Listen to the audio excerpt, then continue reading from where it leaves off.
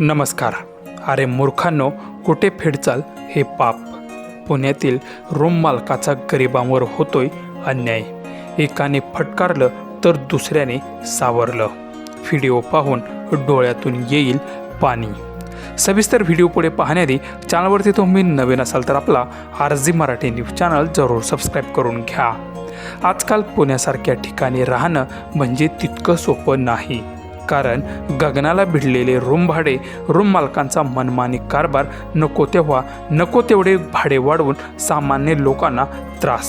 साधी single room असेल तरी त्याचे भाडे 6 ते 7 हजारांच्या वर बघायला मिळतेच.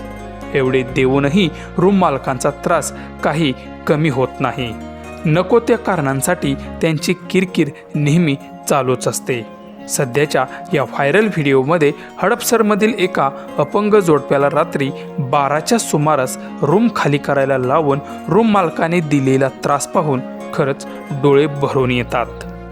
श्रीकांत बापूसाहेब इंगळे, साधना श्रीकांत इंगळे. नाव कुठलं तुमचं? माझं अहमदनगर, आता अहिल्यानगर, इथं हडपसर. बरं, इथं येण्याचं कारण काय? तुम्ही जे इथं आता येऊन राहिलं तिथं शेवाडीमध्ये राहत होता मी. तिथं 2 मालक होते, मोठा भाऊ छोटा भाऊ. मोठ्या भावाचे आणि छोट्या भावाचे भांडणं झाली. मोठ्या भावाला ती आमची रूम पाहिजे होती कंपल्सरी. तो बाहेर राहत होता भाड्यानं राहायचे का तिथे? हो. आणि त्याच्यासाठी आम्हाला त्यांनी बाहेर काढलं. सगळं सामान आमचं भरलं टेम्पोत.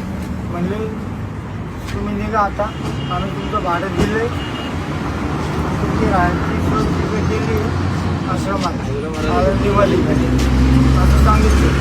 ते बनवणूक होती आणि आम्हाला रोडवर आणलं. आणि रोडवर आमचं सामान इथं कालपासून रात्री 12 वाजल्यापासून आम्ही इथं राहतोय.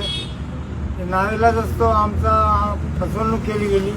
आमचे 5,000 रुपये डिपॉझिट त्यांनी खाल्ले. प्लस आमची गॅसची भरलेली टाकी होती HP ती पण त्यांनी हडप केली.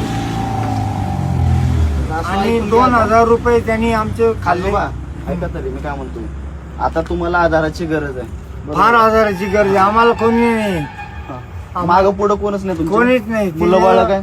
तिच्या मागं 2 भाऊ आहे, पण एक एक्सपायर झाला, एक आहे पण तो पण बघत नाही. त्याला काही नोकरी नाही. मी काय म्हणते, आता आपले एक आश्रम आहे जे की रस्त्यावरच्या भटकी लोकांना आम्ही मदत करतो. बरोबर. मग आता तुम्हाला गरज आहे, तुम्ही काय भटकी नाही, तुम्हाला काय सगळं काय समजतंय.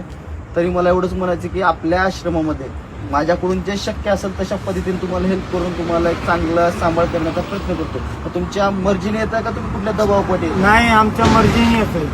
तेच